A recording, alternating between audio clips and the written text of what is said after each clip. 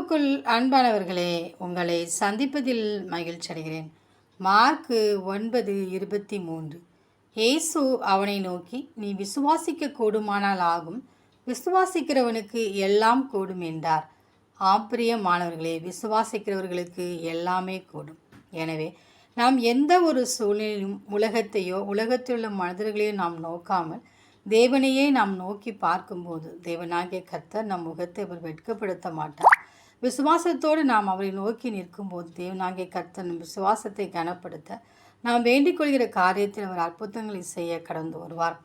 எனவே உலகத்துள்ள மனிதர்களை கண்டு நாம் உலகத்தின் பிரச்சனைகளை கண்டு சோர்ந்து போய் நிற்காமல் நம் தேவனாகிய கர்த்தரிடத்தில் அவர் சகலத்தையும் செய்ய வல்லவர் என்று சொல்லி நினைத்து அவரை துதித்து ஸ்தோத்தரிப்போம். அப்பொழுது எல்லா தடைகளை நீக்கி எல்லா காரியத்தையும் தேவன் ஜெயமாய் மாற்றி தருவார்.